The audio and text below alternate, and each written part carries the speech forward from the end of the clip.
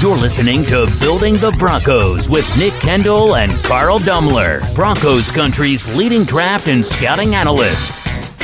Get on over to milehighhuddle.com to sound off on all things Broncos. Hey, welcome in everyone to another episode of Building the Broncos. Hold on, we're going to wait for Facebook to really kick in so everybody's in here, getting ready for a great show tonight. I'm excited to talk some football. And we got the thumbs up. Welcome in to Building the Broncos. I'm your host, Carl Dumler, and joining me, of course, is Mr. Nick Kendell. How are you, buddy?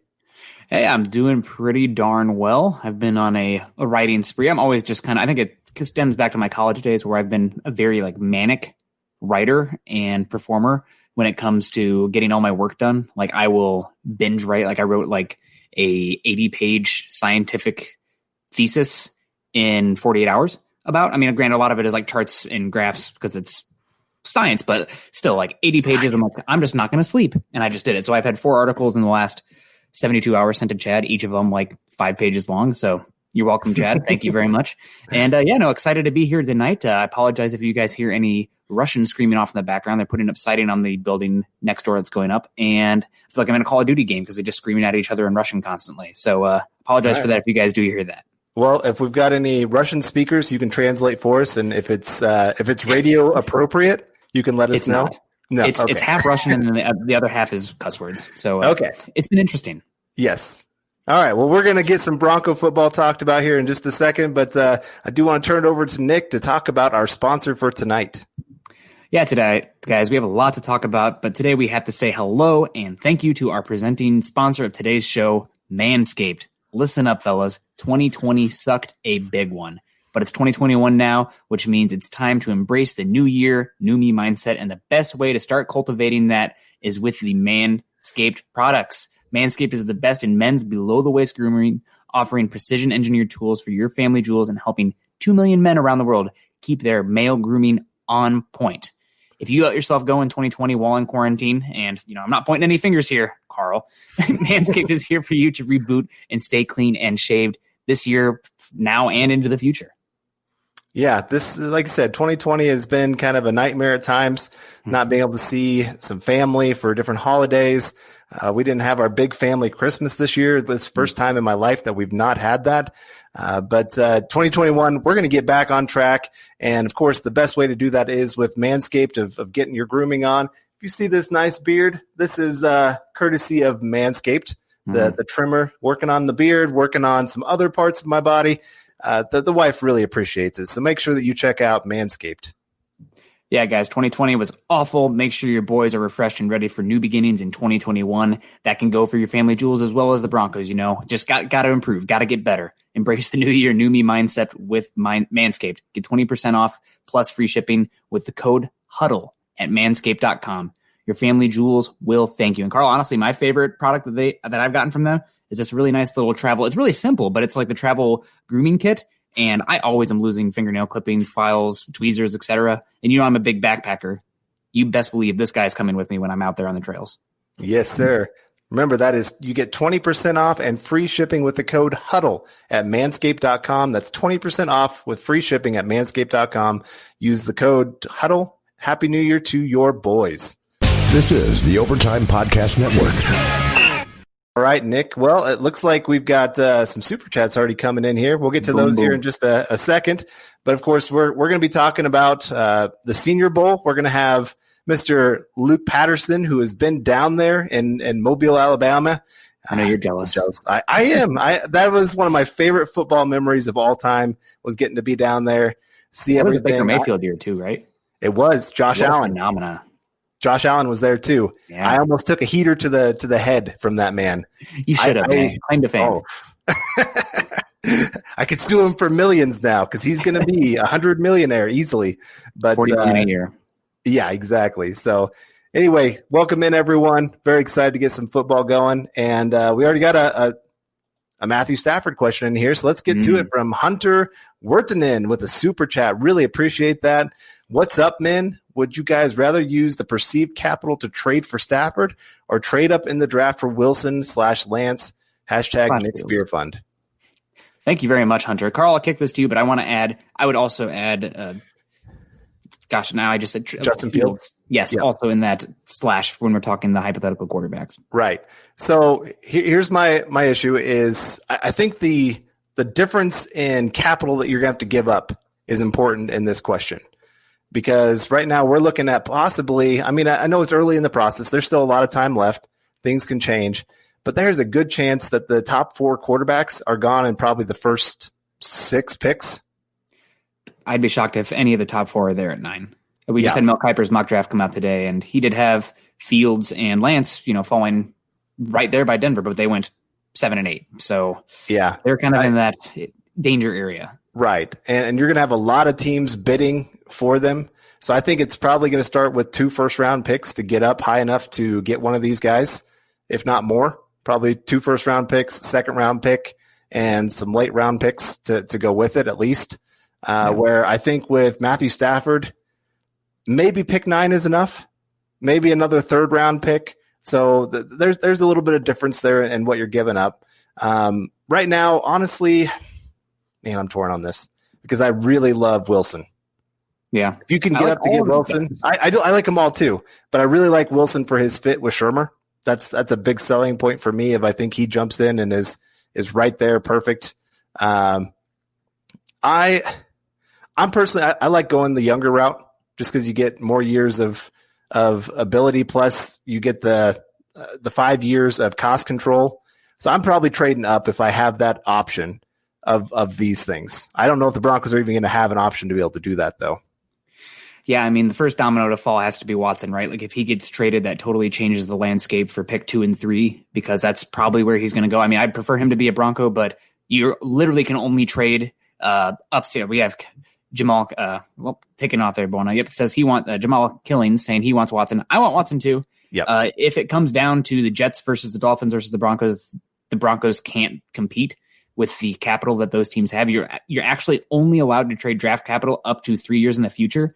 And the Jets have 5 first-round picks in that time frame. The Dolphins have 4 first-round picks in that time frame. Broncos only have 3. Those teams also have quarterbacks that have more value on the market that can be sent off. And also the difference between pick 2/3 to 9 is another first-round pick.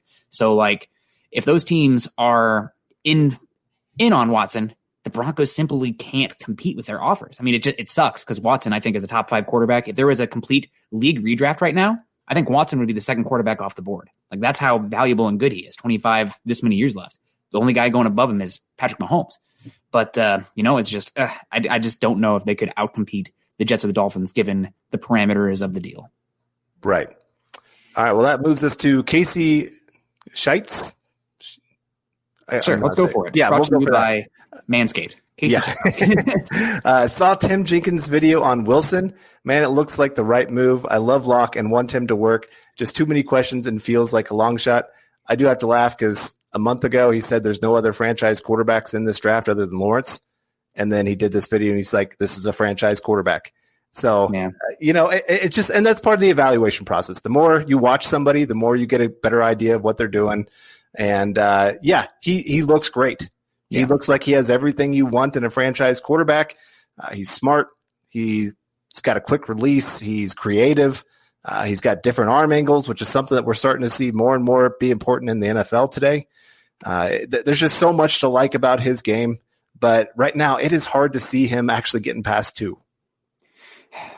Definitely hard to get in past 4, right? Like Arthur Smith coming in there, heavy play action with the Titans, now with the Falcons. Matt Ryan, obviously, 1-2 years left, but the Falcons were a team where their win-loss total was not reflective to how they played. I think there was a thing where if every team that was leading at halftime won the game, the Falcons went from like 4-12 to 8-8. They just blew game after game this year. It didn't make any sense. So the Falcons aren't going to be picking this high again, probably, even though they're in a cap issue. So I think this is the year for them to go quarterback. If I were them, I'd be in on quarterback, especially with Matt Ryan's contract. So that's a team that I can't see Zach Wilson getting past 4 overall. Now, you never know. There's a lot of process left to go. Maybe something comes out about Zach Wilson's character that we didn't know, or maybe an injury. I mean, he did miss 2 years ago with an injury. He's a skinny, kind of a small framed guy. He needs to put on 20 to 30 pounds, but the arm talent is there. The tape is great. There's just so many good NFL throws. And like, even when the process isn't good, the results are great because the tools are that good. So I love Wilson. I'd probably try to trade up for any of them, but I also really love Fields and Lance. I just think that there's 4 pretty darn good quarterbacks in this class. And if you had a chance at any of them, you'd have to think long and hard about swinging on them. So speaking of swinging in, we got Mohamed Badre coming in. Mohamed, thank you so much for always being a great supporter of the show, not just this show, but Mohamed, I got a special surprise for you. The Smooth Killer is in the house now, coming in here any second now. Oh, yeah, see, he's smiling. He looks like he's ready to go. I'm going to bring him on. Oh, there we go. Fist bump. Well, here's the fist bump as well. Welcome to the show. Oh, I clicked the wrong one. Luke Patterson. How you doing, Luke? What's up, brother? We were just talking about how jealous we are of you down in Mobile, and I had a mission for you. Tell me, how has the food been so far? Oh, man. The food's been great, Nick. I've been eating barbecue, man. Trying not to get the meat sweats down here. Carl, as you know, I went on this huge thing trying to lose weight, lost 40 pounds. Well, I feel like I'm going to be bringing back 40 pounds. And, the eating is good down here in the South, man. They're taking care of us. Everyone's been friendly. It's just it's different than the Mile High City, man, to say the least. Yep. I remember when I went down there a few years ago, man. We went to a couple restaurants that they put pretty much just paper towels down and then just dumped food on the table and said, good luck. And you're right. Those meat sweats are a real deal down there. Yeah, it's a good problem to have, Carl. And, I'm not so sure, who needs portion control when you're in the deep South, right? I mean, I got to eat like a pig if I'm eating pig, right? I got to do it, man. So, Nick, the food has been great, man.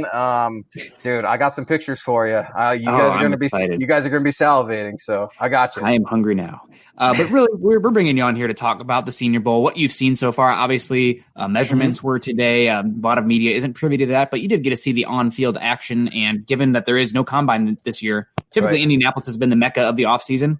This year it's Mobile. So I'm curious if you've picked up anything, anybody's really caught your eye, and if you've heard any rumors outside of what's going on in the field there, because there's a lot of ideas and talk going on around the Senior Bowl process itself. Yeah, man. Yeah, a few things, actually. Tough Borland and Khalil Herbert, 2 players that I both wrote about yesterday. Well, they got into it a little bit today. A couple good pops from the Ohio State linebacker and the Virginia Tech running back. Definitely loved it because it was competitive, it was athletic, and it was clean. So I love that good old-fashioned football. But, Nick, I do have some players, man. I am so impressed with this Oregon cornerback, Thomas Graham Jr., 5'11", 193 pounds. Now, don't let that size fool you. This guy plays big. He plays really big, okay? He led college football with pass deflections prior to the 2020 season, ultimately opted out of the 2020 season. And when he was on the field today, guys, he didn't miss a beat. He was covering receivers stride for stride. He's got some of the most fluid hips I've ever seen. It's all in the hips. I feel like Chubbs from Happy Gilmore right now. I was just so impressed with this kid. He was coaching his teammates. He was John with receivers in a clean way, so he doesn't have arrogance per se, but an athletic arrogance, if you will. I love the way he squares up his shoulders and a real bolt of lightning. Obviously, he's going to fit in a zone scheme, press man, but to me, he could really be a universal corner. I saw him moving from left to right. He's small enough and has the speed to play slot if he needs to. A little guy with a big game. He's projected as a 3rd rounder right now, but Nick, Carl, as you guys know, those things can change, and his stock is significantly on the rise, at least for day one of the 2021 Senior Bowl.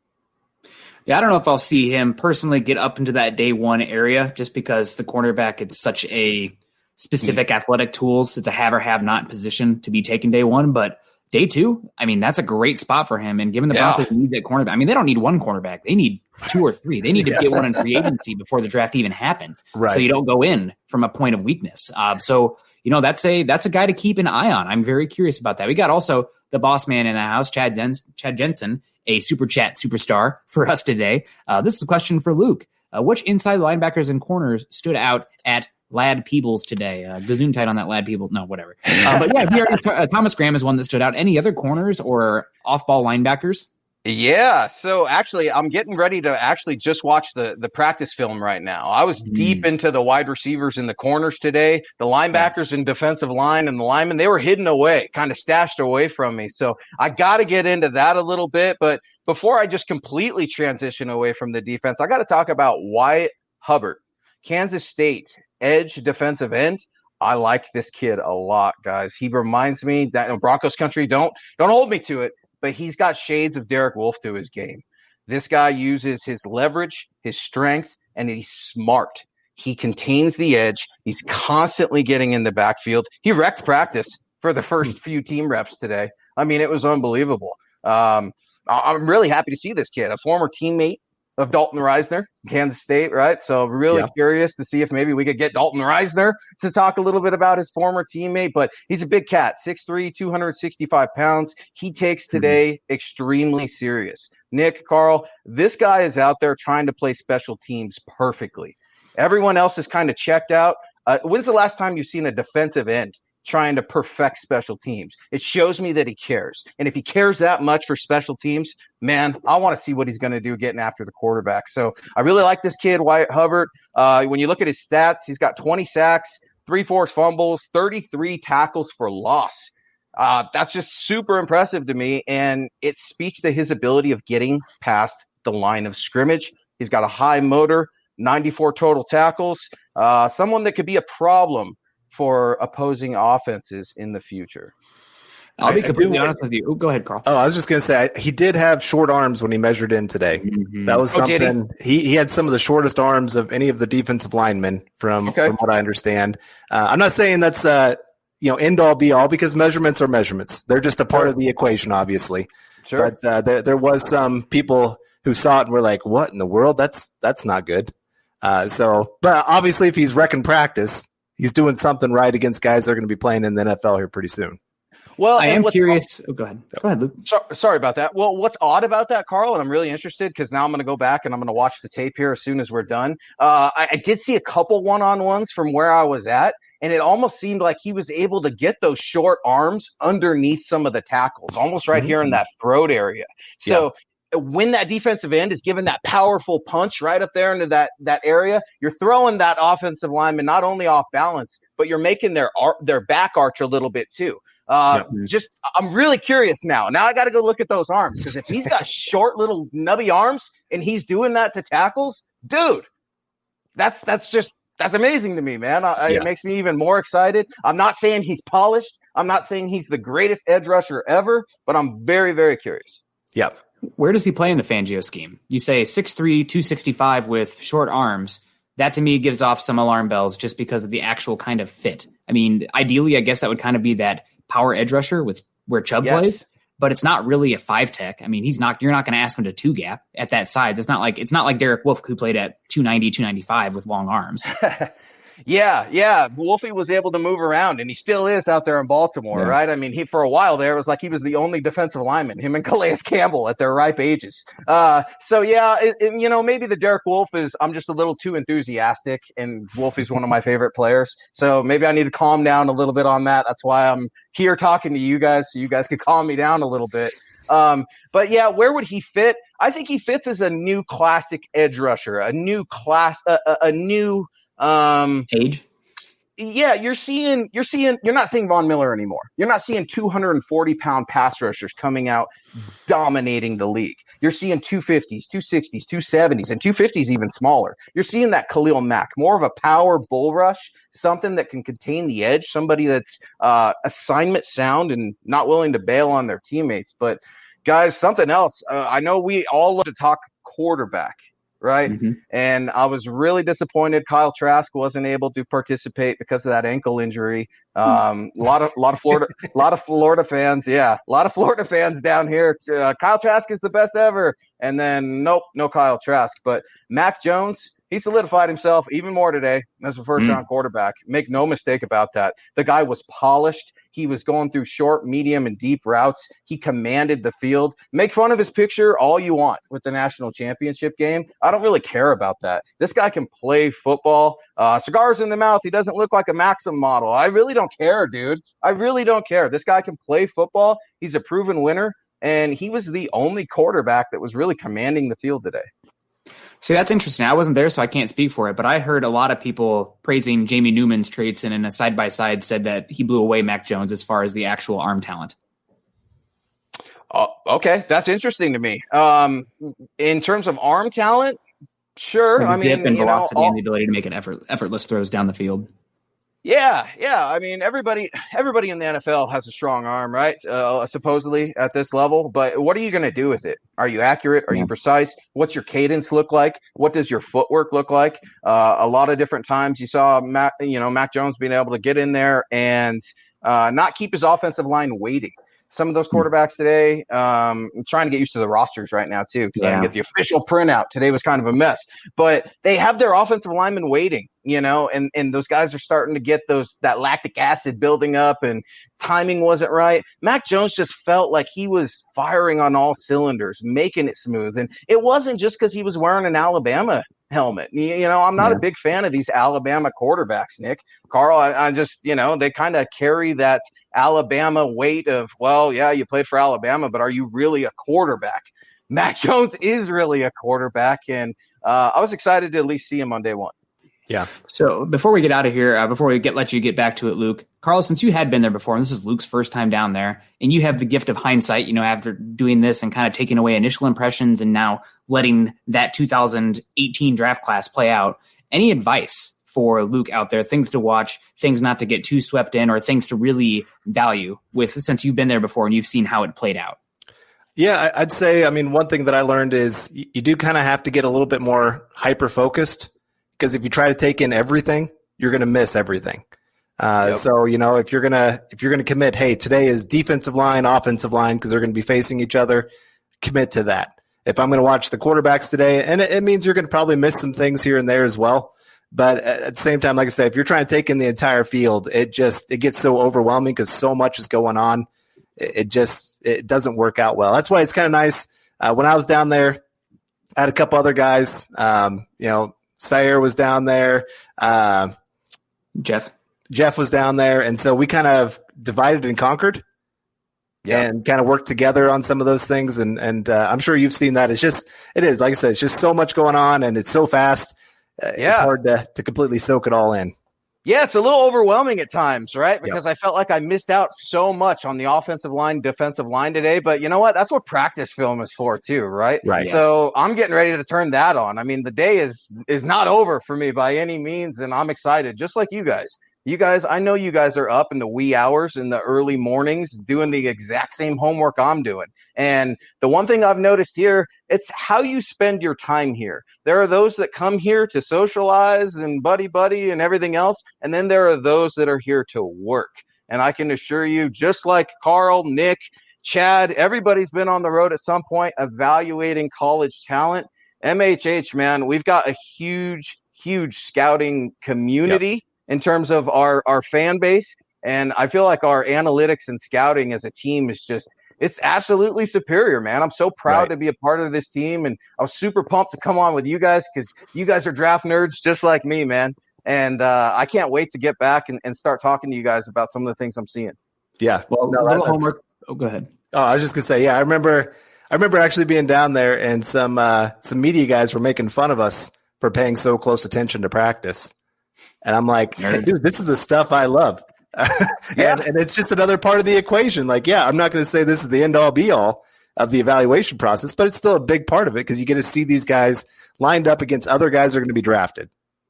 Exactly. Well, and it's no secret, so I'm rooming with my boy Cecil, who's down here covering for his outlets as well.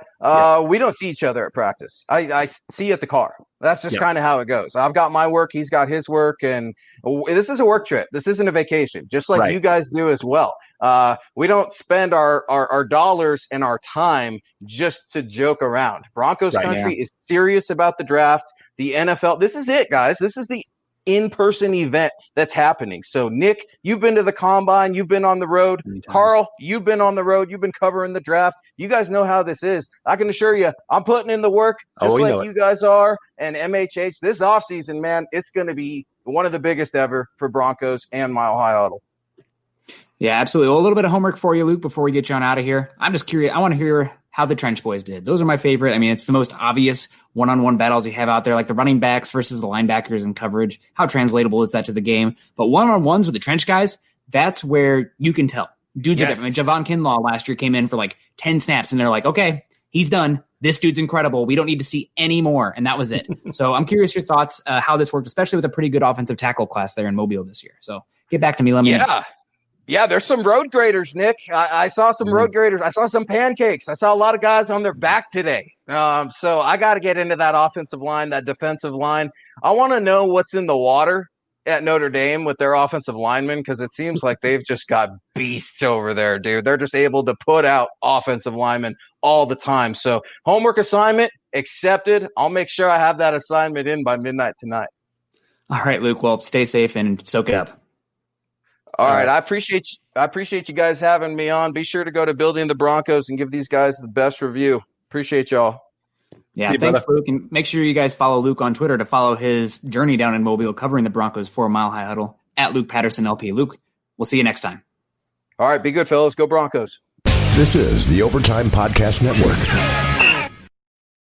All right. Well, before we get back to, I see we've got tons of super chats in here and lots of questions going on. So we'll get to that here in just a second. But before we do, I do want to let everyone know that tonight's live stream is also sponsored by sportsbetting.com.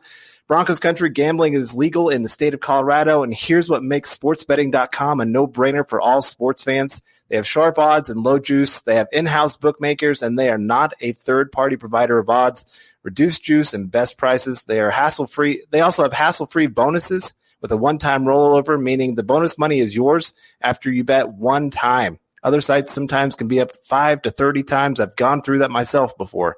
They have 24/7 live customer support, always a real person in the U.S. Also, here's the kicker. At sportsbetting.com/Mile High Huddle, you can get a 100% risk-free week of sports betting up to $300. Not just one bet, but all of your bets. Play for a week, and if your losses exceed your winnings at the end of the week, sportsbetting.com/Mile High Huddle will cover 100% of the difference, up to $300 with a one-time rollover. So head on over to sports betting at sportsbetting.com/Mile High Huddle. That's sportsbetting.com/Mile High Huddle, and capitalize on a risk-free week of sports betting up to $300. Mm-hmm.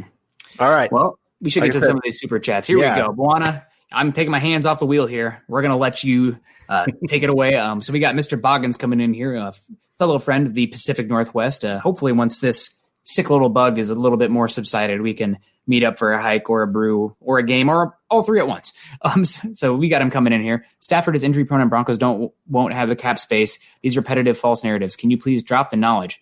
Well, first off, Stafford's missed 8 games in his entire career. I believe it's 8 games out of 160 something. So that's pretty good. He did get injured down the stretch last year, and it was obvious that it was harming him, especially that Buccaneers game. It was difficult to watch. So, I mean, there is some concerns, the back, whatnot. It's not that it's not a concern, but the fact that you'd say he's injury prone, I'd say that there's a better argument for Drew Lock being injury prone, considering how young he is and to have 2 injuries in back-to-back years. So that concerns me greatly.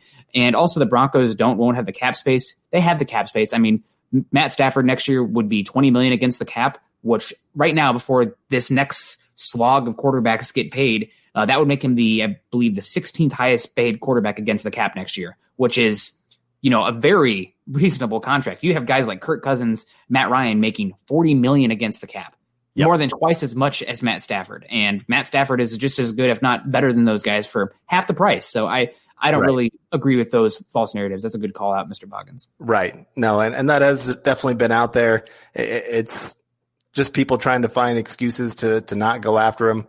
There's bigger reasons, I would say, than that of why not to go get him. I'd say the draft capital is a bigger deal than the injuries or the cap concern. It's a great contract. It's one of the easiest tradable quarterback contracts I've seen in a long time. Right. Obviously, the Lions take some dead cap, but $20 million and then $23 million for whatever team that he goes to for 2 years for a 33-year-old quarterback, same age as Russell Wilson. And, the fact that there's no dead money on it, what are we doing here? That's a pretty digestible contract. Right. Oh, sorry. Buana, that's my bad. Hands off the wheel, Carl. We got Dylan Melton here coming in here with the super chat. Really appreciate that. And I know. All right, John, it's all yours, buddy. Thank you, Dylan. Yeah. And then we have the Honest News Network coming in here with the super chat. The Stanford hate is insane. He has been part of a dysfunctional or Stafford. Sorry. I thought we were having a college draft question here. He has been part of a dysfunctional franchise with no offensive line, no run game, and no defense. Number 9 for Stafford, please. He's right. Offensive line for most of his career has not been great. I don't think he's had a 1,000-yard rusher at any point in his career. And the defense, he's had one top 10 defense in his entire time with Detroit. That team went, I think, either 10-6 or 11-5. I think it was 11-5 that year. And I think that year he had 8 fourth quarter comebacks still. So, I mean, goodness. That's the big thing, too. Like, obviously, the Lions are, you want to talk about being stuck in the pit of misery. Bronco fans do not know the pit of misery in comparison to a franchise like the Detroit Lions. And just they never have been able to build around Stafford. Like these teams, like, obviously the Packers have been the cream of the crop in the NFC North. But every 2-3 years, you have a really good defense show up with the Chicago Bears, with the Minnesota Vikings. That gives them a run for the money. I mean, a really good roster, obviously not the quarterback like Rodgers, but you have to have an overwhelming roster to compete with a first ballot Hall of Fame level quarterback. And that's just, Stafford's never had that. He's never had that defense to go with him. And I think that defense is a bit overrated as far as diminishing returns with how good it gets, unless you have like an all-time unit, which is even harder to get than a Hall of Fame quarterback. We're talking about once in a franchise history level of defense. That's harder than a franchise quarterback or an elite quarterback. But still, I mean, he just never had a defense to go with him. And I think you really kind of have to have that top 15, top 10 with a guy like Stafford, which resources be damned if they give it up for Stafford. I think they could have that with Fangio. Right. And I do like what Marcus Lewis Henna had to say here. I do like Stafford, but whether the GM does is the question. I think right there, I mean, you've got probably the Broncos know Stafford better than almost any other franchise around, not named the Detroit Lions. You got a GM that has watched them in division with Peyton. You've got Vic Fangio, who coached against that guy 2 games a year there for a couple years down there with Chicago. You got Shermer, obviously, with the Vikings at one point. So all of them have had really big-time eyes on Stafford himself. If they go after him aggressively, obviously that shows they really think this guy could be what gets them over the top to getting them back into the playoff race and getting them back into the conversation of competing for the division. Yeah, and something that I obviously had that really long piece, thank you for editing that in the wee hours yesterday, Chad, that I sent, just kind of making a pitch for Stafford. And something that I've kind of come around on with Stafford is, to me, it really mimics the Chiefs adding Alex Smith. Now, obviously, Alex Smith wasn't going to lead that team to the promised land. He wasn't the solution, but he could be part of the solution. And I think that's what you can do with Stafford too, because right now, make no mistake about it, this Broncos offense has been floundering year after year. They are stuck, rowing a boat with one oar in circles. And Drew Lock, he's got upside, but there's just a lot of erratic play with him. And I'm not sure if that's what this team, especially the offense, is constructed. Right. Having that young guy, it's kind of like going from Tebow to Manning. Now, obviously not to the same extent, but you have this overwhelmingly young offense, especially in the weapons sides. And these guys need a quarterback that can help them develop, show them the ropes, say, this is what is expected of you to reach your ceiling. And I'm not sure if you can do that with Drew Lock. I mean, obviously there's an argument he can grow with them, but I mean, again, going back to Tebow to Elway built and developed Demaryius Thomas, Eric Decker, Julius Thomas. And that difference was, he earned those guys money. And I think you have Albert Okwuegbunam, Noah Fant, Jerry Jeudy, KJ Hamler, Cortland Sutton. And then you bring in a known commodity like Stafford, who's going to come in and say, this is how it's done. This is what you're supposed to do. Why aren't you at this spot at this certain time with my drop? You're not timing it correctly. And having the gall and the backing up to tell them that. You don't have that with Locke. So, there's a lot to be said that would make sense for Stafford. I don't think he is the solution, but he puts you in a position to be part of the solution long-term. This is the Overtime Podcast Network. All right. Michelle Parker coming in here. What are the real odds for Broncos getting Stafford? Pretty high. I mean, they do have sports betting out there. Broncos right now are, depending on which sports betting site you're looking at, are either first or second in almost every single one of them, with either the Colts or the 49ers kind of right there. It seems like those 3 teams are getting the most talk when it comes to Stafford. I still think the Patriots probably have some say. Wouldn't surprise me if Belichick decided to go down that kind of route. But right now, I do think the Broncos stand a really good chance. I think Stafford is the kind of quarterback that they really like you said, and it also is those young guys wanting to see them develop. You can't sit here and go through it. It really is not just about Drew Lock. You have to kind of remember that as much as if they had older veterans, then it could be about Drew Lock and those guys help and bring him along. But you need somebody that's going to help those young guys really reach their potential instead of getting kind of hung back. I saw a stat earlier today, and Jerry Jeudy on catches that were like how much they should have been able to gain after the catch, he was dead last in ability to go make a play after the catch because of how – yes. I mean, it was like everybody else in a big pile up here, Jerry Jeudy off the screen.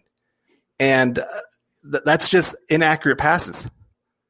And Jerry Jeudy, a big part of his game is that run after catch ability. That's and where yards he after catch is a quarterback stat. Any quarterback evaluator would tell you that. Yards after catch, quarterback stat. Yep. Man, it's frustrating. So anyway, we got the odds here, and I saw right when this podcast started up, we had a bunch of people kind of saying, who's saying that the Broncos had the best odds? Well, sportsbetting.com and Vegas themselves now have the Broncos as the odds-on favorite. To land Stafford, they have 3-1 odds with the Colts at 4-1, Washington football team 5-1, the Bears at 6-1. So, guys, it's very much like I remember I was saying the Broncos might be interested in Flacco because it makes sense given the direction they're going and a move that Elway would make. Also, hello, Vegas is over here saying that the Broncos are the odds-on favorite to land Flacco. Have you guys been to Vegas? Have you seen those casinos? Have you seen those halls? Vegas does not put out bad odds because they're losing money. They're making money off you. So if the Broncos are the number one favorite, according to Vegas, don't dismiss it. I know we have so many people going against stats these days and expertise, and it's just that's a whole different issue entirely. God, don't send me down that rabbit hole, Carl. Pull me away. But that's thank you very much. Want to save me here. We got Machiavelli, the GOAT. Thank you very much with the awesome Tupac picture there. R.I.P. Drew Lock, first 17 games, 4,000 yards, 23 interceptions, 18. 23 interceptions, 18, or 23 touchdowns, 18 interceptions. Stafford, first year, 2,267, 1320. This is a classic overreaction. We need to stick with Lock. One thing I will say is you were talking about a team that earned Stafford by going 0-16 the year prior, which is incredibly different than the offensive supporting cast and the supporting cast in general that the Broncos have. I mean, night and day different. You're talking 0-16. Hello, just horrible. Also, since 2009, guys, the game has changed. It doesn't seem like it would if you look at it and just, that's not that long ago. Look at the average stats, passing stats in 2009 compared to where we are at today. I mean, the bar has changed so much. Passing the ball has never been easier. So looking at the raw stats, it's not a good way to do it. It's like there's this graphic of Andy Dalton's first 3 years in Cincinnati versus Peyton Manning. Andy Dalton does better than Peyton Manning in every single statistical category. The game's changed. You cannot compare the raw stats year to year without putting it in context to their peers that singular season. We appreciate Machiavelli, but got to call that one out. That's just a bad stats. Yep. Bad interpretation of the stats. Misleading. Yep. I agree. All right, Oscar coming in here. Who are some running backs with pass catching ability to look out for in the draft this year? I have one, and he's been tearing it up at UCLA and at Mobile. Felton. He is a guy. He's playing running back and wide receiver there, and he has been cooking safeties and linebackers alike. Now, granted, he's a running back / wide receiver. And I am curious how much Shermer would want that guy because historically he's really liked, the big, thick boys at running back. He really wants a monster kind of power back. But, if you're looking for a pass catching option, I really do like Felton. Also, I really like Verrett out of Oregon as well. So that's another guy to look out for also. Yeah, a couple good names there. I like the couple guys there at UNC, sorry. Javonte Williams. And then I'm thinking the other one, Carter. Oh, Michael Carter. Yeah, he's the one that I've been impressed with his catching ability. He's a small, thick boy. A little bit of a CJ Anderson feeling there, like 5'8", 210 or something. Yeah. That's always a lot of fun to watch. But those two guys have some explosive ability. I saw them take a couple catches, turn them into huge plays. This is a really pretty good, solid running back class. Nothing like outstanding, like a guy that's going to go top 10, but you got some guys there in each round that you can really like for many different reasons. And I really like. There's a lot of really explosive guys in this draft. Yeah. So if you're looking on possibly the idea of moving on from Philip Lindsay, this is a draft where you can find a guy that's going to replace a lot of what he brought to the table with that explosion. Yeah, no, that's a good one. We got Mike Evans coming in here. Great name, Mike Evans. And thank you very much. I believe you were here last Saturday as well. So we really appreciate you coming back here on Tuesday. Is there a safety we should draft in rounds 3 to 5? I'll be honest with you. I have not done that much work on the safety class yet. I do know I did go back after Lance pleaded with me to go check out Grant from UCF, and he impressed me a lot. I do think round 3 would be good for him. Other than that, though, I do like Bledsoe from Mizzou, who Eric has given me a hard time about, just because I really like safeties that can play 2 high shells and then come down and match up in the slot. I think having that versatility is key now. He's been asked to do man more than zone, so there's some projection there. But other than that, I mean, I don't know. I guess the easy answer for me would be got the cornerback who got toasted at Ohio State that now is probably going to have to make a move to safety, whose name is escaping me right this second. A lot of hype from him here. Sean Wade, I think he probably needs to be a safety with coming down into play slot ability. I think that's his best fit to make money in the NFL, and that's what it's about for those guys. But I don't think it's as good of a safety class as last year.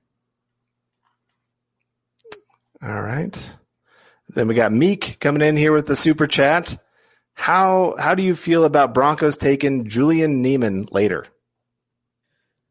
I have not done any work on Julian Neiman, so I'm not going to say anything out of ignorance. I haven't Give either. us more information. It's still early in the draft process and haven't seen everybody. And it's something I'm going to try to do for you guys as well. Is when I say a prospect, I am going to say the position in school as well. So you guys have a better idea. I know that Buwana has complained about it in the past, where he's like listening to ones and they'll be way down the rabbit hole. And it's like, I have no idea what position or what school we're talking about and at all. He's completely right. That's good information to put with every pick that we're talking about, or any draft prospect. Yeah, absolutely. All right, got Marcus Lewis Henna coming in here with a super chat and a big thumbs up back right to you. Appreciate the super chat, and very glad that you're joining us here this evening. Yeah, thank you very much. I heard Leatherwood looked bad. He had a couple bad reps today, from what I understand, but he had a couple good ones as well. This is always the hard part with the one-on-one trench battles. They favor the defense because they have 2 ways to go. Right. Where in a regular season, you got your 5 guys. Usually you got some help to the inside or tight end next to you so you can cheat inside. There's very rarely where you have a rep like what you're going to see in those one-on-one reps. Yeah, and I mean, the fact that they have 2-way goes, it's kind of like a receiver that's playing the slot versus the boundary. You have just so much more space to operate. So those one-on-ones will always tend to favor the defense. Also, historically, the offensive linemen struggle the first day. So anybody who came out today on the offensive line that looked good, that's somebody maybe to put a feather in your cap on. Just to kind of remember that one. I know that Hudson from Cincinnati is somebody who flashed today, and he is really toolsy. He was, I think it was a 4 or 5-star recruit that went to Michigan, and they flipped him around offensive line, defensive line, transferred to Cincinnati this year. He was the guy who was ejected with that really dumb penalty. I don't know if you caught the Georgia-Cincinnati game. It really swung the entire direction of the game. Because he had a targeting one where he just came in late. But again, dumb mistake. You'd have to ask him about that. But the tools, the upside project there, I mean, he's got it all. It's just he's going to need a little time to marinate. So that's a guy. Day 3, early round 4. Fingers crossed, please, baby, be there. That's what I'm hoping for. And I'll add one more thing. When you watch some of these one-on-ones between wide receivers and cornerbacks, there's some of these plays that they are like 5 or 6 seconds into it, and the receiver finally does something to shake the defender, and it looks silly for the defender. Yeah. Time how long it takes, because if it's longer than 3 seconds before the football's released, most likely that's not happening in the NFL. Yeah. No, absolutely. That's a great point as well. It's something, sometimes you saw Jerry Jeudy with all these routes as well, and somebody from the NFL or somebody who coach would be like, that's great and all. It was 5-6 seconds before he really roasted that guy. So, I mean, it's great to see. And there are plays where that makes sense, but you have to be able, that's why Devontae Adams focuses so hard on those release packages. You have to be able to get open like that. So, it's interesting. Good call out there, Carl. Buwana pulling it in. Here we go. If we draft beers, which one goes in the first round? Kenneth Booker, I am such a snob. I always have been. I'm definitely fit out here in the Pacific Northwest when it comes to my beer taste. They're not sponsoring the pod, and you always say no free advertising, but I really miss Toppling Goliath out in Iowa. That was probably my favorite brewery of choice. They make a beer called Pseudo Sue. Oh my God. It's a Citra hopped pale ale. Incredible. So good. I also miss Big Grove, which was my local watering hole in Iowa City back in the day. Out here in the Pacific Northwest, Great Notion. I've been very impressed with their beer so far, but it's stout season. I love good stouts, good IPAs. The higher the ABV, the better. And I'm not a beer connoisseur, so I will stick out of this conversation. And you owe me a keg. You better not send me something like Corona or like Land Shark or whatever the heck is going on. Fine. I'll get you something good. Here we go. We got CG Orange Crush. Would you guys like Mac Jones in the second round if he slipped into the second round? That's about the area where you'd start to be like, you know what, this is worth it. And honestly, I still feel this way about Drew Lock even back then. If you thought he was good enough to take at 41, you probably thought he was good enough to take at 32. And getting that fifth round option is probably worth it because it just gives you another year of control and flexibility. Granted, here we are now. Didn't happen that way. Mac Jones in the second round, though. In a vacuum, yes. For the Broncos, no.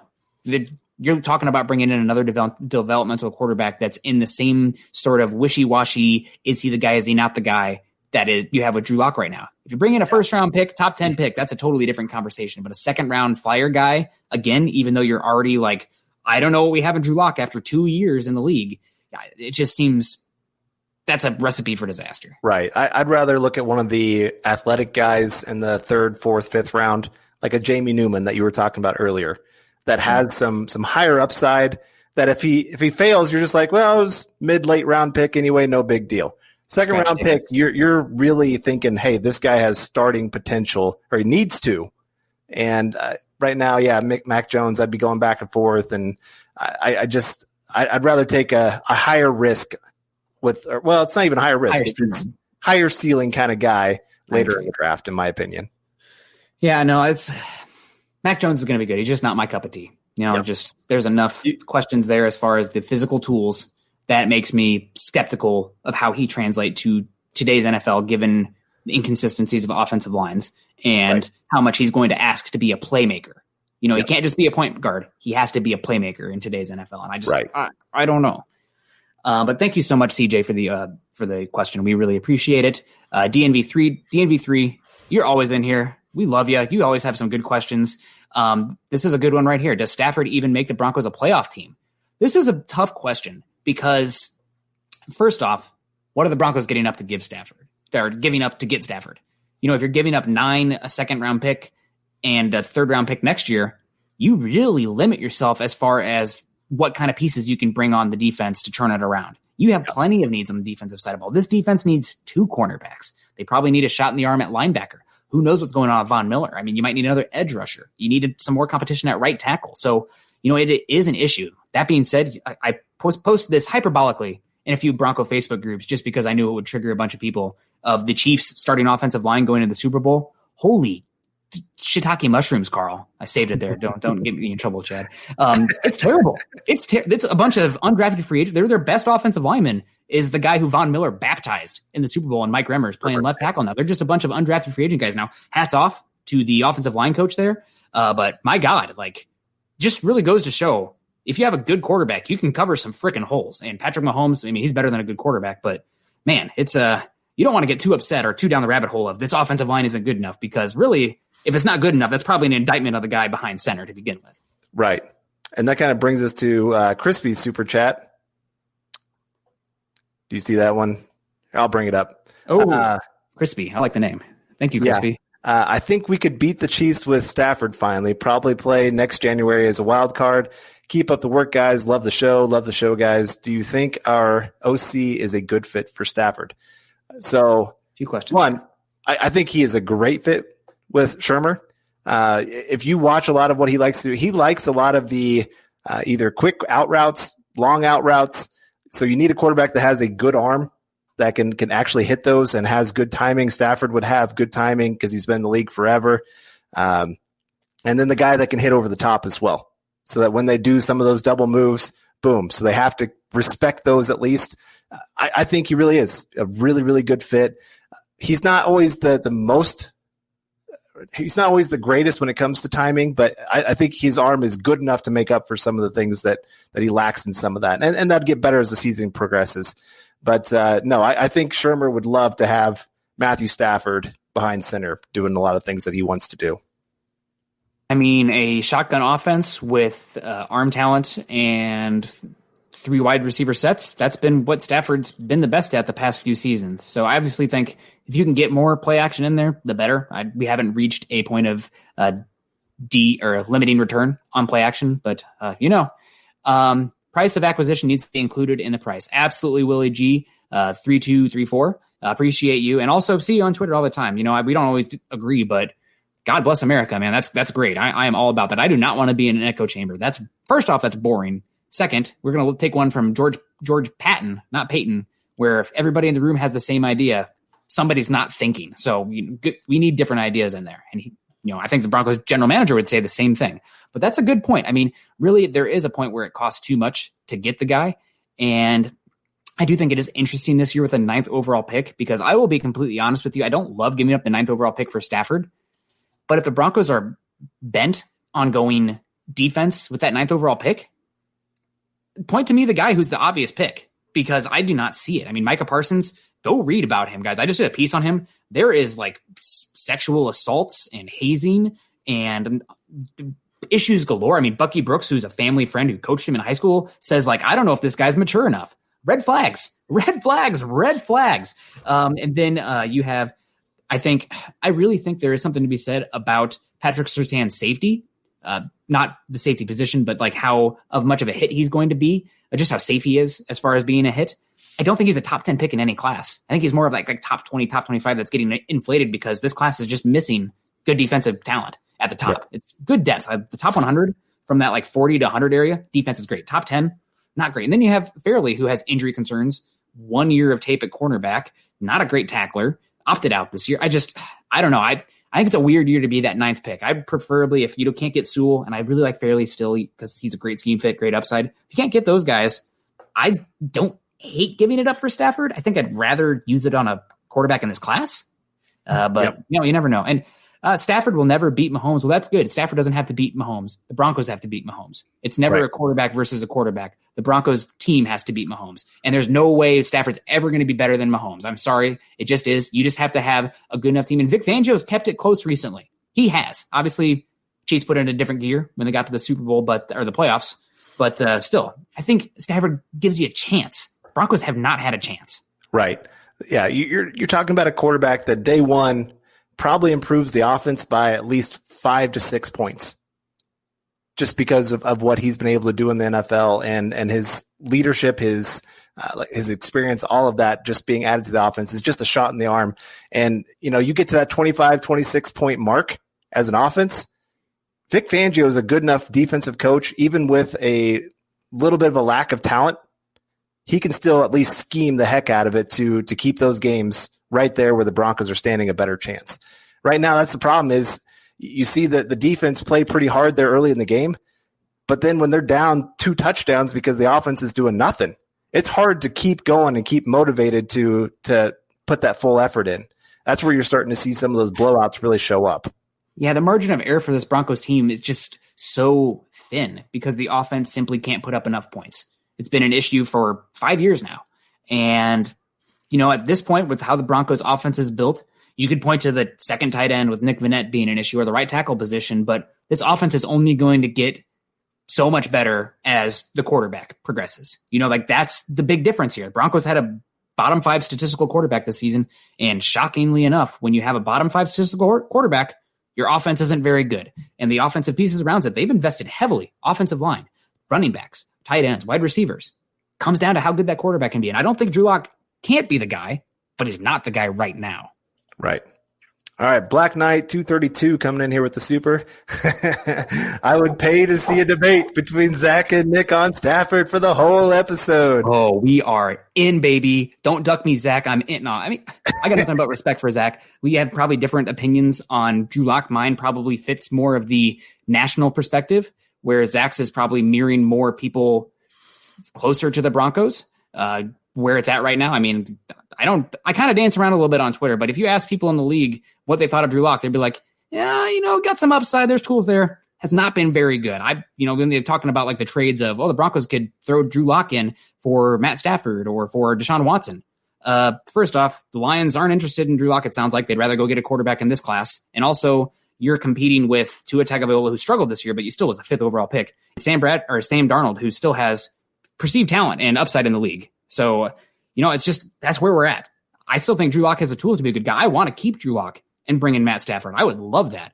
I mean, something Peyton's done everywhere he's gone, especially with the Vikings, is it hasn't just been one guy at the quarterback position. They brought in a plethora of resources. When it was, they brought in Sam Bradford after Teddy Bridgewater went down. They had Case Keenum. I mean, it's not just like one guy. You can't put yourself in that situation. Bronco fans should know how valuable the backup quarterback can be. We don't have Super Bowl 50 without Brock Osweiler. That it's Bubby Brister was there, Brian Greasy, Gary Kubiak. So I don't think you just ship off Drew Lock for nothing, but still, it's I think Zach and I definitely disagree on the immediate ability of Drew Lock and just how attainable that upside is. Yeah. All right. Sharon Grindstaff coming in here with the super chat. Appreciate that. I'm tired of getting another team's quarterback. We have had Simeon, Sanchez, Lynch, Keenum, Osweiler, Flacco. We all know how they worked out enough. So first off, 3 of those guys were drafted by the Broncos themselves. Simeon in the 7th round, Lynch in the 1st round, Osweiler in the 2nd round. And so we've seen the Broncos have tried to attack this position in many different ways. Some free agents like Keenum, Flacco, but they've also used huge draft capital to try to fix the quarterback position too. This is the problem: is quarterback is such a tough position to not only evaluate, but it really does rely on some luck. Yeah, I mean the Chiefs trading up to 10 to get Patrick Mahomes. If teams knew what Patrick Mahomes was going to be, he doesn't make it out of the top pick. I mean, the Jaguars took a running back at 4 that year. Yeah, freaking running back, right? And I even think about the Bills. They traded back. They had a chance for Mahomes and Watson, and they traded back. Now they got lucky the next year, then getting Josh Allen. And there's teams that were all over the board of Josh Allen. Unless you have like the number 1 or number 2 pick, it really is just a ton of luck that goes into picking a quarterback. And I mean, you can evaluate the heck out of them, but there's just something that the great ones have and the other ones don't. And sometimes it's luck of where they land. I still am one of those people that I think if David Carr goes to a franchise that has any kind of competency, I think he's a great quarterback. But he went to Houston, where they were an absolute dumpster of a franchise at that time, and they are now again. You're seeing a lot of times now the best quarterbacks are the guys that land in good situations, that are surrounded by good talent, that have good coaching, that have good front office, that have good ownership. It just takes a lot of stability to make that position work, even if they are a great player themselves. And that's one of the big reasons I'm coining it. TM, trademarked. Nobody steal it. Stafford isn't the solution, but he can be part of the solution. Yep. And it's following that Chiefs model. So we'll see. We got Ashwin Asakin coming in here. Thank you very much. I like you. You're looking really adorable there. That looks like a kind of a, what is it, Tinder? Is that what the kids are on these days? A Bumble? Yeah. I've been in a relationship since junior year of high school, so I don't know nothing about those things, guys. Can Locke develop behind Stafford? Do you like it? I think that's a great option. And even if Locke ends up being a high-quality backup over the next 2 years, you're paying him next to nothing. And we know that he can play in the league. Now, it's to the extent of how good he can be, still up for debate. But, I mean, he can play in the league. And with Stafford's age, Locke's arm talent and athleticism, I think that's a great situation for both of them. The question really is, can Locke handle a demotion? And what does that mean for him in the locker room? It comes down to Drew Lock's ability to understand the situation and accept it and see it as an opportunity to grow and improve himself rather than a demotion and an attack on him as an individual. And I don't know Drew Lock. He seems like a good kid. So I couldn't speak to that, but that's probably the biggest thing. Can Drew Lock develop behind Stafford? Can Drew Lock handle being behind Stafford after being the guy? Don't know. Yeah. A lot of questions there. All right. Holden Adams coming in here. In the draft, do we go scheme transcendent prospects in case Fangio is not back in 2022, or do we get the best player available that fits the system now? That's a tough question. Yeah. And I mean, you don't want to play like you're going to lose the next year. Yeah.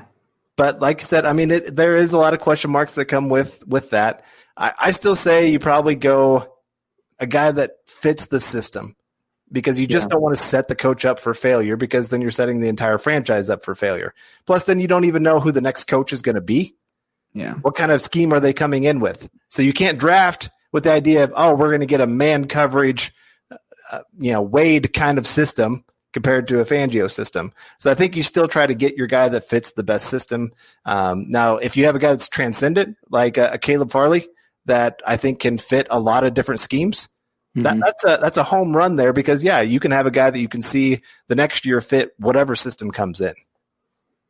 Yeah, I agree. I mean, that is the difficult thing. If the Broncos are trading back, you have to weigh the pros and the cons of the earlier in the draft. Typically, the more scheme transcendent the talent is. So if you're trading back and stocking up top 100 picks, that means you're likely filling out this defense with guys that are best fits for the Fangio defense. And if Fangio's gone, then you're stuck. You could be stuck with an Isaac Yiadom situation where he can make his hay in the NFL, just not a scheme fit. Doesn't fit here. And now he's doing okay with the Giants, but just again, you got to fit. So it's definitely a tough line to walk. I think you do. If I was Peyton, I would definitely be looking for guys who have that versatility, that can fill multiple roles and be asked to fill or play multiple positions or multiple alignments. But you also have to stock the cupboard with the coach that you have. So it's a tough question. I don't know if there is an exact right answer. And also I don't think it's not just a dichotomy. There's obviously a lot of middle ground there. Yeah. We got Jason Christopher coming in here. Jason, thank you very much. Looking very reflective sitting there in front of that pool. I hope you're doing well. I would say Denver has dysfunction the last few seasons. How does Matt Stafford change that? Are we basing it off of stats, wins, experience? I think there is value of not having a question at the quarterback position. Coming in and having that solidifying presence at the quarterback position. I mean, if you bring in Stafford, he's the dude this year, and he's probably the dude next year. And there's no question about it. The guy's fall in line. He's been there. He's done that. He's got the pedigree, the number one overall pick. He's been that face of that franchise. I know a lot of people point out the QB wins, which, God, claw my eyes out with the Detroit Lions. But it doesn't take a rocket science to watch what that Lions offense looks like with Stafford and without Stafford. I mean, he is that offense. He is that team. And he just hasn't been supported enough. He's not a top 3 quarterback, and he hasn't been supported enough to take them over the hump. That cursed, godforsaken franchise. I feel bad, so bad for the Lions. I mean, look at last year, or 2 seasons ago, 2019. They were 4-2, 5-2, something like that. I can't remember. And I mean, they should have beat the Chiefs that year. Well, this year, they were like on the precipice of going 6-2, if not for did you watch the week 1 game, the Bears Lions? DeAndre Swift, he couldn't have been more open. I know, dropped that pass. But right, but I'm thinking in 2019, here they are cruising along, looking like they are a playoff team, and then that's when Stafford had his back injury. They go 0-8, and I mean, they just look like a completely dysfunctional franchise. I mean, it looked like one of the worst teams in all of football. And so that's the difference when you have that stabilization at the quarterback position. This is the dude. The young guys fall in line because they go, here's this guy. He has done it. He has done it well. And, the veterans love it because, hey, here's another veteran that we know is going to do his job. Yeah. The young guys respect it. It fits well. I think right now you're seeing some. I'm not sure with Drew Lock. I think he's liked. I'm not sure he's respected in the locker room, especially by the veterans. Just because, I mean, you got to, and this is something we don't fully know, but I think it's just one of those. It's been a struggle at times, and he is kind of that young gun dancing. And I'm not saying there's anything wrong with that. I'm just saying sometimes the older guys, they're not as big of fans of some of that stuff. They're just like, just do your job, dude. Go out there, win us some games. And he hasn't always been able to do that. Yeah, there's a difference between – it's kind of like college. Carl, you did group projects back in the day, right? Oh, yeah. It's always great to have your friend in the group with you. You can have a better time. I always preferred having somebody in there that I knew was going to do the work and make it that much easier for me, and also that we could have a better grade. I'll definitely, messing around, fooling around, doing whatever, playing paper football, blah, blah, blah. That's great in a group project with a friend. Especially if there was money on the line, millions of dollars difference. I want the guy who's going to help me take me to the promised land and can make me earn more. So, yeah, it's a good question, but I think it's probably they would fall in line. Yeah. We got Malcolm Brown coming in here. Malcolm, always great to see you. We really appreciate you. You are always dropping in good questions in here and very active in the chat. And we appreciate all you guys that do that in here. If we don't bring a big name quarterback, how do you guys feel about drafting all D except for a FT? He probably meant RT. They are right by each other. So I'm going to go RT for right tackle. For what it's worth, Carolina drafted all D last year. I guess it's interesting to point that out, but also interesting to point out that was the first time that's ever happened in the modern draft era. So I'm just going to go stats wise and say that's not likely. So they'll probably, the team's going to be looking for a running back somewhere.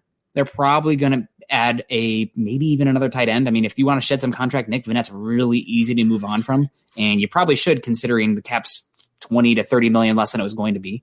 And then you have tackle questions. I mean, you're losing DeMar Dotson, you're losing Elijah Wilkinson. I don't trust Juwan James as far as I can throw him. So you probably need another tackle as well. So, I mean, if the board falls that way, la-di-da, you win all defense, but that's probably not what happens. Right. So do we have any more super chats there, Bwana? Are you getting anything there? I think that's it. We do have, we wanted to look at one of our reviews, just so you guys know, we do read these. This is coming from Jay Roper. And I really appreciate that you did this for us, man. Got the long hair gang. I got to pull it out for him here. I told him we'd do this. And Jay, there's I guess there's 2 platforms on iTunes. And he commented on the one that has the less reviews and comments on it. So I missed it. But Jay, I told you I'd find it. Here it is. So we got Jay's coming in here. Jay's 9S99, otherwise known as Jay Roper. Thank you very much. I love this podcast. Very friendly and have multiple hosts that are talented in their respective rights. They have amazing draft analysis, free agency analysis, and current issue analysis when it happens. Great group of characters that make your day more knowledgeable on everything Broncos related. I respect these men because they actually care about their followers, want their opinion, and the followers' ideas about the topic at hand. The key value about them is family. Thank you so much. That's really nice. Families might argue and fight, but at the end of the day, they stick together. I have seen hosts have a very well-informed argument with well-educated viewers. It leaves everyone in a better position on topics. Please be a part of this growing group because you will not regret it. We welcome anyone and everyone with open arms. Much love to the MHH gang. Go Broncos, Jay Roper. Jay, we appreciate you so much. Sorry, when Bwana was moving it there, I was kind of losing my place there. I needed the finger on the page kind of thing there. But we really do appreciate it. I'm just giving Bwana a hard time too. But that was really nice and well said. And I want to reiterate everything you said there. Guys, obviously Carl and I are the bags of hot air here. And Chad or Luke, when they come on, they can also be the bags of hot air.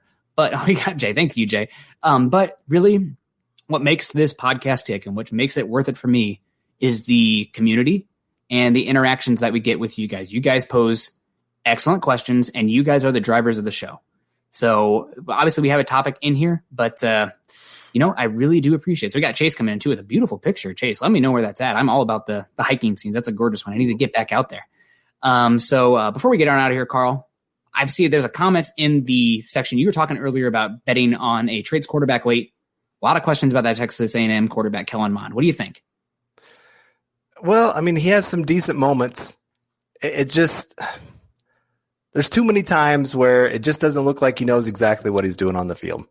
And there's just, in college, he can get away with some of that stuff. NFL, they're just going to eat him alive. He's almost too much of a developmental project for me. Jamie Newman, I'm a little bit higher on him. I'm still torn on the whole, and I hate to ever question a guy of why did you opt out? But his timing was really weird because it was right after they got JT Daniels. And I wonder if his agent was like, dude, like I said, I don't really want to question that. I really don't. I'm going to stay I with thought you were about to talk about JT Daniels. I was like, turn off the pod. We're done here. Yeah, we're done here. Carl's got a soft spot for that. But I just, I wish he would have played this year. I really do. A lot of these guys, I mean, and I understand that there was personal reasons for not playing for a lot of them, but it just, especially the quarterbacks that have so little film. I have a tough time with any quarterback that hasn't played at least 2 years. It's huge risk because that is such a huge leap. You like to see what they can do from 1 year to the next. I'm a big fan of Trey Lance, but that is one of my biggest worries with him is that 1 year of success. I just wish he had this year. Granted, he's a year younger than everybody else. It would be like evaluating Drew Lock based on his sophomore tape, where he had a 1-to-2 touchdown to interception ratio. That's the age we're talking about there. Oh, no, not JT Daniels to Denver in 2022. Andrew, go home. We're done here. We got to get out of here too, guys. We are already home because #staying safe. But we appreciate you guys. We also went over today, but it's because we love you. And there was some great topics to have. And also, Luke came out on here. Guys, make sure you're following Luke while he's down at Mobile again. Follow him at Luke Patterson LP on Twitter. He's going to be coming at us all week with a bunch of good information. Guys, follow Carl on Twitter at Carl Dumler MHH. Also follow myself at Nick Kendell MHH. Very active on the Twitter sphere. Both those guys deserve a heck of a lot more followers. I probably deserve less than I have, but again, talk about being full of hot air. These thumbs, the most hot air ever. But make sure you guys head over to milehighhuddle.com for all of our written content and the MHH community content. I've released 3 articles in the last 48 hours, and I have another one coming down the tracks because, again, I've been on that manic pace right now, writing everything. So I appreciate it. Carl, you got anything coming down the tracks? I'm going to figure out something for tomorrow. I thought I'd probably cover a little something maybe with the Senior Bowl, just some players that I really like down there and what they bring to the Broncos. Something along that lines. I mean, I'll have to look at what Luke's all got coming in the writing sphere as well, but I haven't really been thinking too much about it. I've got some crazy things going on, but I'll get to it. Don't worry about that. Okay, well, keep those crazy things contained with Manscaped. No, okay, guys, but also head on over to iTunes and leave us a 5-star rating and a comment. Obviously, we had Jay's great contribution today in the comment section, and we really appreciate that. And if you guys want your review read here on air, I'm going to check. I've been trolling that and looking for that. And I missed that one, Jay, last time because, again, there's 2 feeds for God knows which reason. But again, we definitely will read them if you guys put them out here, as long as they are kept PG-13. I guess that's a Chad decision on the PG-13 rating. But I definitely want to read them out here and give you guys a shout out when you're giving us a shout out and helping us on iTunes. Another thing you can do to help us is like, subscribe, and share. If you are joining us on YouTube, on Facebook, guys, click those thumbs up. I see we got 35 here today. We really do appreciate that. That's a pretty good number of likes and heart reacts. I know that Luke and I only got to 30 last week, so I'm going to have to give him a hard time about that one because we beat him by 5. And also, guys, all of that can really help us. It's not just this show. It's the Mile High Insiders. It's the Huddle Up Podcast. It's the Dove Valley Deep Divers. We're all a community. You guys are in a community. We're in yours, so we do appreciate that. Follow us on Twitter at Mile High Huddle and at BTB Football Pod. Carl, any plans the rest of the night? Got to go hit that rowing machine. Ooh. And, I guess I got to work on my hair game as well tonight. No biting off kneecaps, huh? Thank you, Jay Roper, for that. Whatever the heck went on in Detroit. I don't know if it's what's the word I'm looking for here? I think there is some correlation between that press conference and Stafford being like, you know what? I think I've had enough in Detroit. It's get me the hell out of here with the biting off kneecaps. It was like an SNL skit. I've never seen anything like that in my life. I was both horrified and fascinating. And I mean, it's not like the crazy eyes looking like he just bumped some Adderall looking Adam Gase in his interview, but like, what the heck is going on? Who was that? Who was that special teams coordinator for the Broncos a few years ago that everybody's like, oh my gosh, this guy is like running through walls energy? Demichaelis? He was the one who, he's the Jags special teams coordinator now. Somebody in the comment section will probably get it. But guys, we really appreciate you. You guys are awesome. We're going to get on out of here. I'm going to go take care of the pets and the wife. And Carl, you got a date with a rowing machine. Also, guys, shout out to Buona Beast at John KMHH. We wouldn't be here on the show without him. Oh, it was Brock Levo. Good job, guys. We love you. See, this is great. This is why crowdsourcing is incredible. Appreciate you guys. Thank you, Buona Beast. Follow him on Twitter at John KMHH. Everyone stay safe, be positive, test negative. We'll see you next time. You've been listening to Building the Broncos. Join Broncos Country's deep divers at milehighhuddle.com to keep the conversation going.